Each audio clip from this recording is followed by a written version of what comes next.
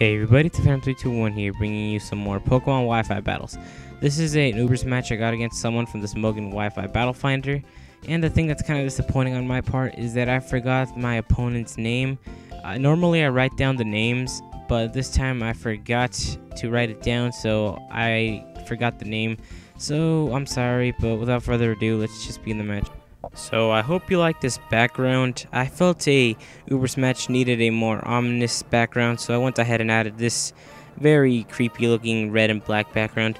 He goes for a Dark Void, and he puts my Darkrai to sleep, and I was going for a Dark Void of my own, but he managed to win Speed Tie, which kind of sucks. So now he's going to go ahead and switch out into his next Pokemon, which is going to be Zekrom, and I made a really lucky switch, and I went ahead and switched out into my Groudon, and Groudon can easily destroy the Zekrom.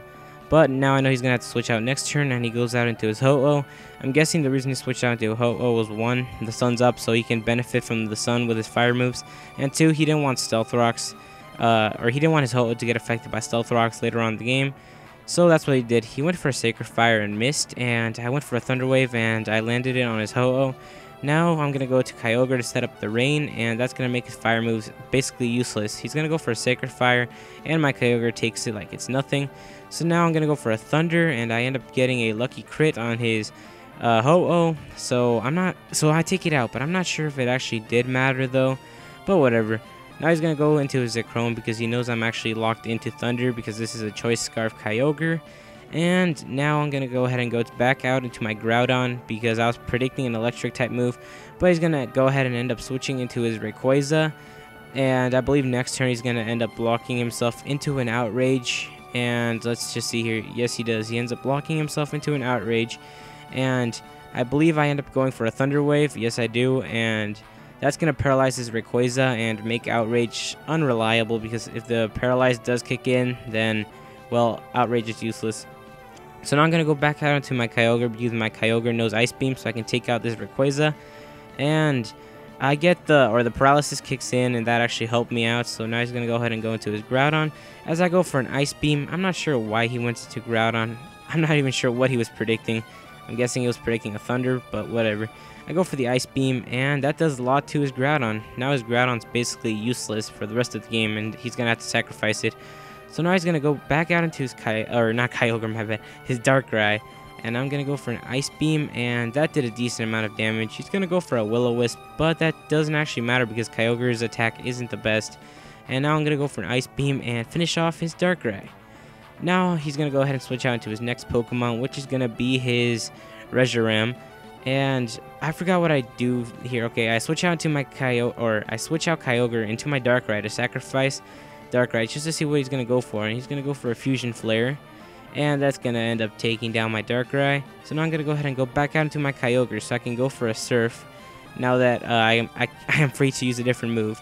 So he's going to go ahead and switch out and go back out into his Rayquaza, and I believe I end up going for a Surf, and that doesn't do it, or that doesn't take out the Rayquaza, which kind of sucks.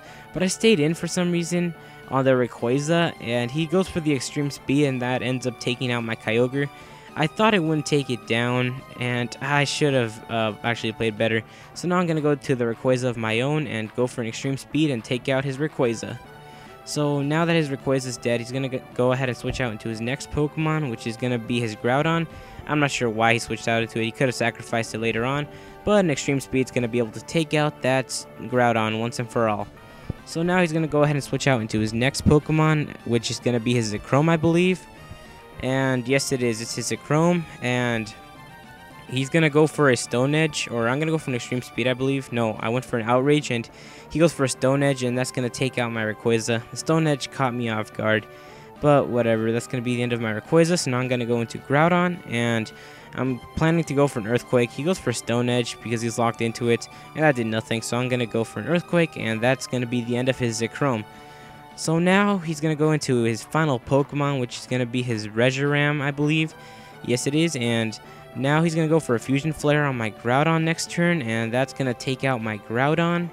And so there's the Fusion Flare, and there we go. That's the end of my Groudon. So now I'm going to go switch out into my final Pokemon, which is Mewtwo. And I'm going to end up finishing off the Reshiram, and that's the end of the match.